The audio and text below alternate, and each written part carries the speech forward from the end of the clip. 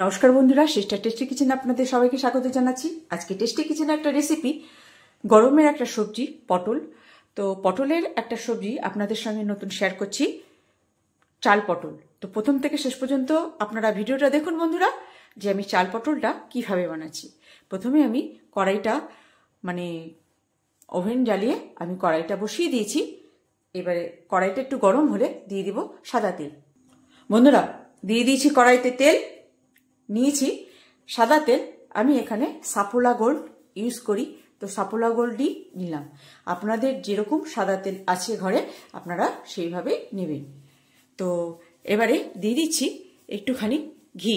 আমি এখানে আমুল ঘি ইউজ করি, কেন এটা একটুখানি হোয়াইট, এটাকে কি বলে, কাঁচা তেল, কাঁচা ঘি, যেটা বেশি সুগন্ধ নয় কিন্তু টেস্টফুল, রিফাইন ঘি। তো দিয়ে দিচ্ছি একটুখানি ঘি, 1 চামচি মতন ঘি দিয়ে দিলাম। কেন কি এটা আমার খানিকটা ঘিতেই খানিকটা কাজ হবে, তো অতটা তো ঘি দিয়ে কাজ হয় না, তো সেই জন্য আমি দিয়ে দিলাম একটুখানি সাদা তেলের সঙ্গে ঘি। বন্ধুরা, এইবারে দিয়ে দেবো, তেলটা গরম হলে দিয়ে দেবো গোটা জিরে আর তেজপাতা ফোড়ন। বন্ধুরা, তেলটা আমার সমপরিমাণে গরম হয়ে গেছে, এবার দিয়ে দিচ্ছি গোটা জিরে ফোড়ন। বন্ধুরা, দিয়ে দিলাম তেজপাতা, আর সবসময় তেজপাতাটা গোটা না দিয়ে এবার দিয়ে দিচ্ছি পেঁয়াজ কুচি। এবার পেঁয়াজ কুচিটা একটু একটু পিঙ্ক পিঙ্ক হবে, তখন দিয়ে দেব আদা গ্রেট করা আর কাঁচা লঙ্কা কুচি। বন্ধুরা, এখানে যেহেতু চাল পটল, তো পটলটাকে আমি এভাবে গাটাকে আঁচড়ে নিয়ে ঠিক এভাবে কাটিং করে রেখেছি, ঠিক আছে, দুই দিক দিয়ে, যাতে তেল মশলাটা সুন্দরভাবে ঢুকে যায়। এইভাবে এক একটা করে পটল আমি এভাবে করে কাটিং করে রেখেছি। বন্ধুরা, এবারে পেঁয়াজটা আমার এইভাবে ভাজা হয়ে গেছে, এবারে দেবে আদা কুচি, আদা গ্রেট করা আর লঙ্কা কুচি, এই দিয়ে ভালো করে কষে নেবে।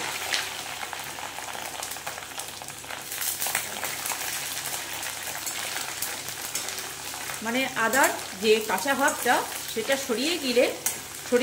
সরে গেলে এবারে দিয়ে দেবো টমেটো কুচিটা।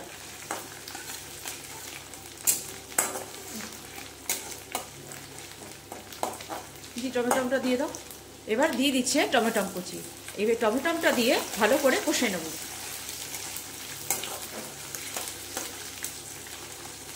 বন্ধুরা, এবার পটলগুলো দিয়ে কষে নেব।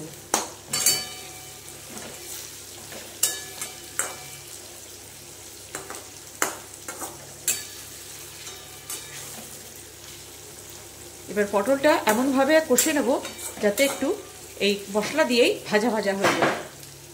বন্ধুরা, দিয়ে দিচ্ছি নুন।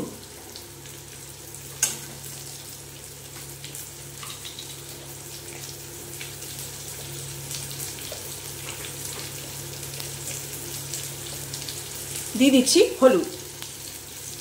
এবার এটাকে দিয়ে, যাতে হলুদটা পুড়ে না যায় এই জন্য হলুদটা পরে দিলাম, যে কষানোর সঙ্গে দিলে পরে একটু হলুদটা পুড়ে যায়, তো সেই জন্য একটু বাড়ি দিলাম। বন্ধুরা, এবার দিয়ে দেবো গোবিন্দভোগ চালটা, এটা দিয়ে একটুখানি কষে নেব।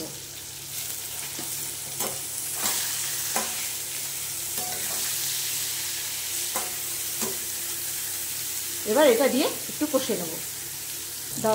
বন্ধুরা, কষা আমার হয়ে গেছে, এবার দিয়ে দিচ্ছি জল। তো এবারে এটাকে ঢাকা দিয়ে দেবো, কেন কি এখানে আমি বেশি জল দিলাম না, আর যাতে চালটা সুন্দর থাকে, আর বেশি জল দিলে আর এটাকে ঢাকা দিয়ে দিলে এটা সিদ্ধ হয়ে যাবে তাড়াতাড়ি। বন্ধুরা, এবার দিয়ে দিচ্ছি স্বাদ অনুসারে 1 চামচি চিনি।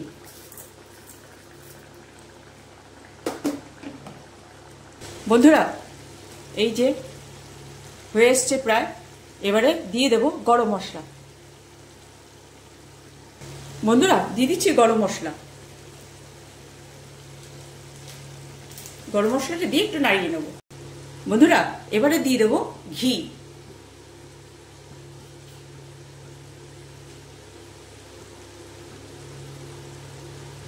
এই যে ঘিটাকে দিয়ে এইবারে মাখিয়ে নামিয়ে নেব। আমার রান্না কমপ্লিট। এবারে এটাকে দিয়ে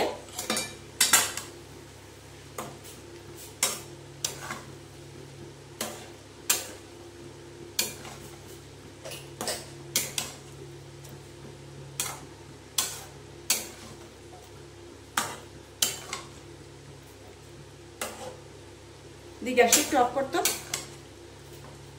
বন্ধুরা এবার গ্যাস করবো অফ, আর করে দেখাচ্ছি কেমন হয়েছে। বন্ধুরা এই যে আমার চাল পটল, কেমন লাগছে বন্ধুরা?